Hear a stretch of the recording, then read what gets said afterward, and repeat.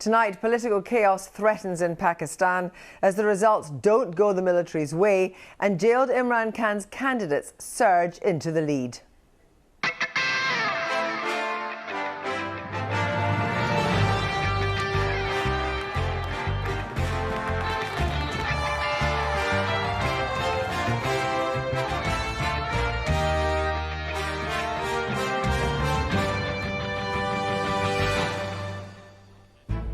In the teeth of violence and claims of vote rigging, will democracy win out in Pakistan? Imran Khan's in jail, so his supporters tonight released an AI-generated victory speech. मेरे पाकिस्तानियों, आपने कल vote देकर अपनी हकीकी आज़ादी की बुनियाद रख दी है।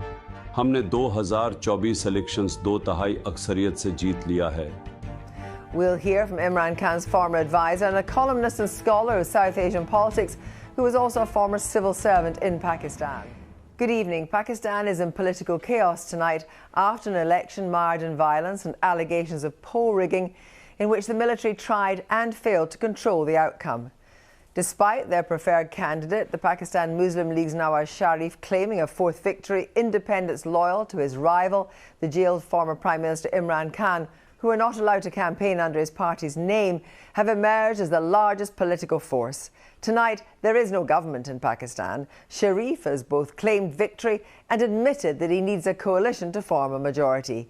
Here's Joe Inwood. This was not supposed to happen. Their leader was imprisoned.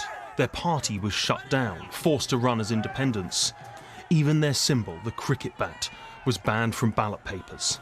Yet, somehow, last night it was supporters of Imran Khan who were celebrating.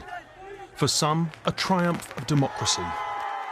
After all of that, the fact that they were able to muster the kind of performance that they did is a testament to two things in my view. One, Pakistan's people believe and own up to the fact that they have a right to elect a democratically elected government.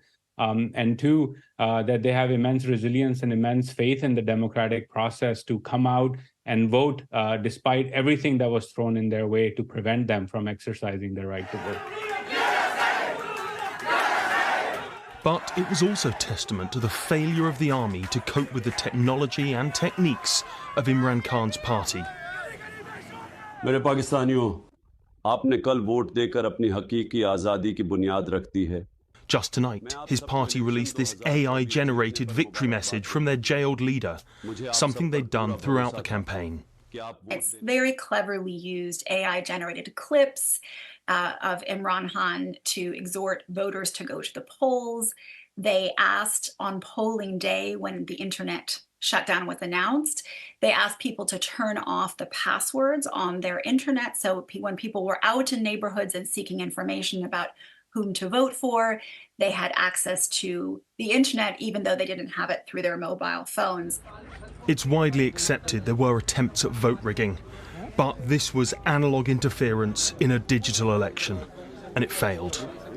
I think the military establishment has long looked to its intelligence services to give it information about how its game plan was working. And clearly, in this instance, its game plan has gone horribly wrong.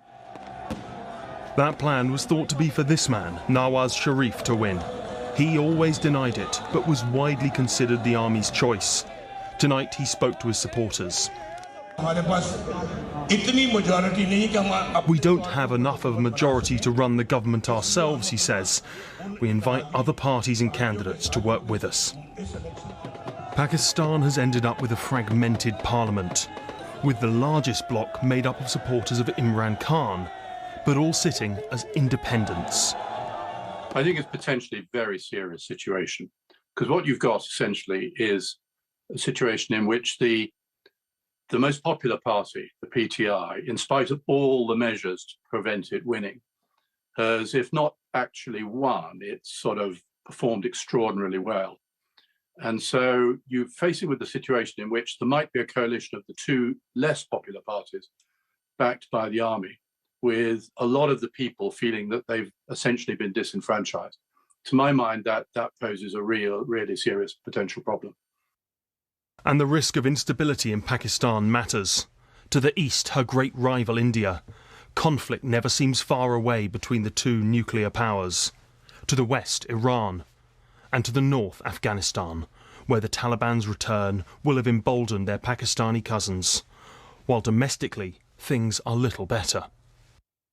Pakistan is currently experiencing an acute economic crisis. And, the cost of living crisis, particularly soaring inflation. And really, unless the government or the new government, moves rapidly towards addressing some of these problems, we could well see unrest on the streets.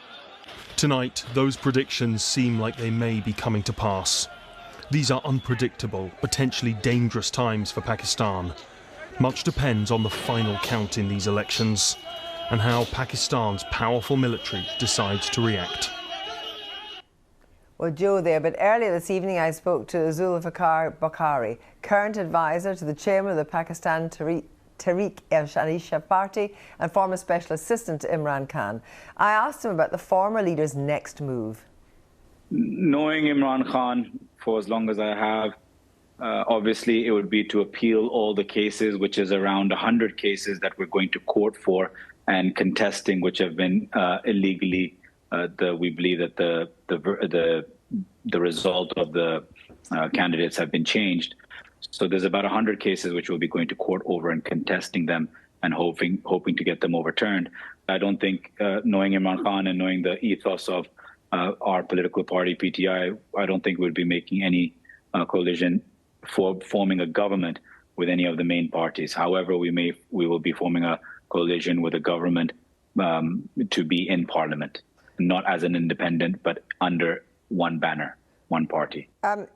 How long do you think could Pakistan stand uncertainty? There was violence during the election campaign. There's been all the allegations of vote rigging. The military didn't get its way, so there is going to be instability. I think the instability will still continue simply because of the reason that whichever alliance is made, this hop-chop sort of government that's trying to be formed at the moment with 40, 50 seats from each other party, it's again going to lead to exactly what we've seen in the last 16 months, which is all the parties combined against us. And it didn't work the first time. Pakistan saw a massive rise in inflation, or the dollar against the rupee went from 190 rupees to nearly 400 rupees. I think you're going to see the same thing. Well, we know, of course, that Imran Khan has been sentenced to 14 years. What are the chances of a release? I think the minute we get to a higher court, the sentences were given in a lower court. The minute we go to the high court and the Supreme Court, we are extremely confident that he will be released, and a lot of the charges, if not all, will be thrown out on legal merit and procedural merit. Will he call, do you think, for peace in the country just now? We've always called for peace. We've never wanted anything but peace. But the only thing is that peace doesn't mean staying silent. Peace, we want peaceful protest whenever we've had one. We've always wanted to be able to express the freedom of expression peacefully. So providing that the courts take every candidate that has been mistreated and the people's mandate that has been stolen from them is restored, we will continue to go by everything by a political and legal manner as we always have done. And finally, David Cameron raised, and in a statement, serious concerns about what people in Pakistan had raised about the possibility of the unfairness of the vote. Yes, I retweeted back to Mr. David Cameron for his and very gracious kind words towards what's happened in Pakistan. But, David Cameron and many other politicians have only cited the last 48 hours in Pakistan over the elections. Don't forget that whatever atrocities we've seen in the past 48 hours have only happened because we've allowed the last 18 months, the human rights abuse in the last 18 months with Imran Khan and his party members to happen. If we didn't allow those at those time, the last 48 hours wouldn't have been such a sham election as we saw either. Zulfikar Bukhari, thank you very much for joining us.